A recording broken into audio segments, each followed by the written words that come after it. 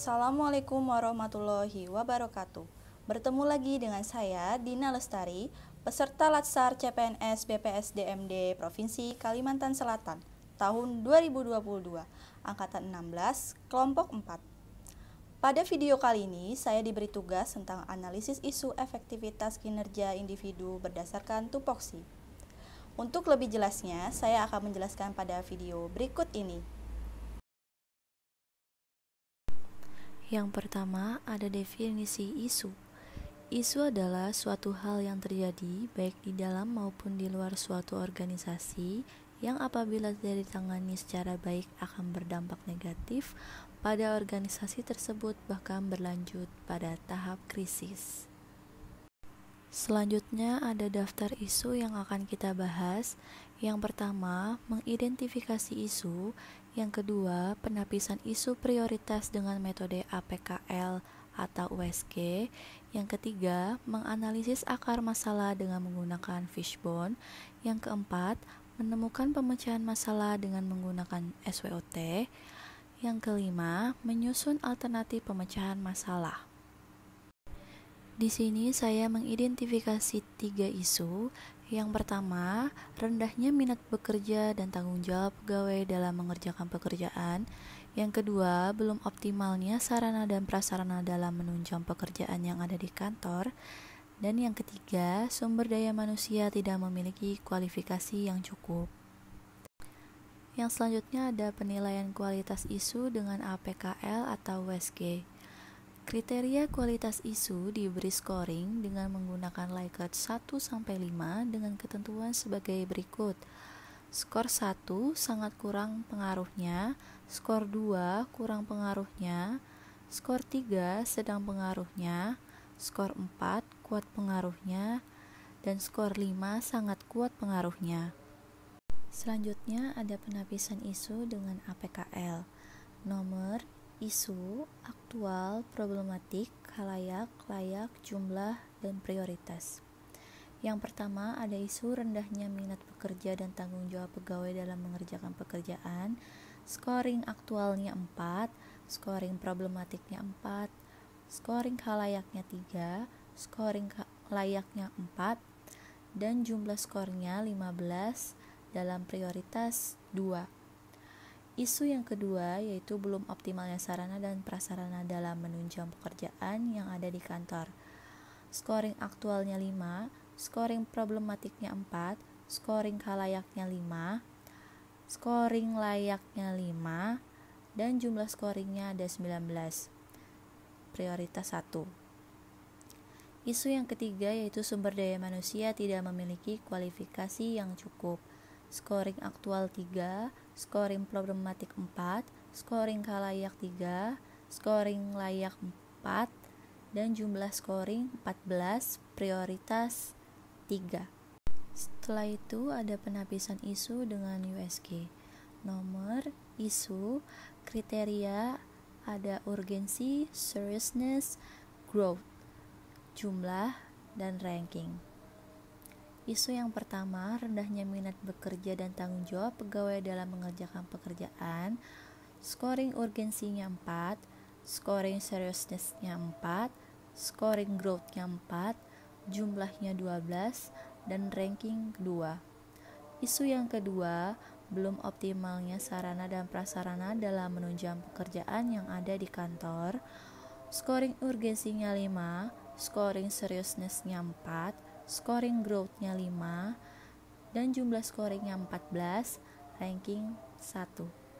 Isu yang ketiga ada sumber daya manusia tidak memiliki kualifikasi yang cukup. Scoring urgensinya 4, scoring seriousness-nya 4, scoring growth-nya 3, dan jumlah scoringnya 11 dengan ranking yang ketiga. Selanjutnya ada hasil identifikasi dan penilaian isu melalui metode APKL dan USG. Prioritas pertama pada isu yang akan dibahas kali ini yaitu belum optimalnya sarana dan prasarana dalam menunjang pekerjaan yang ada di kantor. Selanjutnya ada diagram fishbone dengan isu belum optimalnya sarana dan prasarana dalam menunjang pekerjaan yang ada di kantor. Metodenya kurangnya pengawasan terhadap sarana dan prasarana yang ada di kantor, sumber daya manusianya membuat pegawai bekerja menjadi kurang efektif, lingkungan kerjanya pekerjaan menjadi terhambat dan membuat pegawai kehilangan motivasi, dan sarana prasarananya kurangnya peralatan dan perlengkapan yang menunjang pekerjaan. Selanjutnya ada analisis isu dengan menggunakan SWOT. Yang pertama ada kekuatan atau strength, adanya jaringan internet yang memadai agar pekerjaan dapat berjalan dengan lancar di era digital, adanya media elektronik yang tercukupi untuk pegawai dalam bekerja, adanya peralatan yang lengkap untuk penunjang pekerjaan yang lebih baik dan efektif. Selanjutnya ada kelemahan atau weakness, yaitu jaringan internet yang ada di kantor kadang lambat dan mengakibatkan terhambatnya pekerjaan. Kurangnya media elektronik yang tersedia di kantor. Kurangnya peralatan di kantor yang mengakibatkan pekerjaan menjadi kurang efektif. Selanjutnya ada kesempatan atau opportunity. Yang pertama ada menetapkan skala prioritas pengadaannya berdasarkan dana yang tersedia serta urgensi kebutuhan. Menyusun daftar perkiraan biaya barang atau peralatan yang diperlukan. Menyusun daftar keperluan barang atau peralatan berdasarkan analisis kebutuhan atau kegiatan. Selanjutnya ada ancaman atau threat. Yang pertama, persaingan di era digital semakin ketat sehingga bidang kearsipan diharuskan mengikuti zaman di mana kearsipan juga harus ada arsip digital yang menggunakan jaringan internet. Selanjutnya, media elektronik seperti komputer atau laptop, handphone, sangat penting untuk menunjang pekerjaan sehingga diharuskan semua pegawai bisa menggunakan media elektronik tersebut. Selanjutnya ada peralatan kearsipan sangat penting untuk dilengkapi karena peralatan tersebut dapat menunjang pekerjaan menjadi lebih efektif dan efisien. Selanjutnya ada menyusun alternatif pemecahan masalah isu. Alternatif penyelesaiannya yaitu mengadakan dan menetapkan skala prioritas pengadaan untuk sarana dan prasarana berdasarkan dana yang tersedia serta urgensi kebutuhan. Tahapan yang pertama yaitu menyusun daftar keperluan sarana dan prasarana berdasarkan analisis kebutuhan atau kegiatan. Yang kedua, menyusun daftar perkiraan biaya sarana dan prasarana yang dibutuhkan. Yang ketiga, melakukan koordinasi internal kepada pimpinan untuk diadakannya pengadaan sarana dan prasarana untuk menunjang pekerjaan yang efektif dan efisien. Outputnya yang pertama mendapatkan daftar yang dirasa sangat penting untuk sarana dan prasarana penunjang pekerjaan. Yang kedua mendapatkan daftar perkiraan biaya agar bisa disiapkan untuk kepentingan sarana dan prasarana kantor. Yang ketiga mendapat dukungan dari pimpinan agar terlaksananya pengadaan sarana dan prasarana kantor untuk menunjang pekerjaan yang lebih baik. Pihak yang terkait yang pertama ada kepala dinas, yang kedua kepala bidang, dan yang ketiga pengadaan barang dan aset.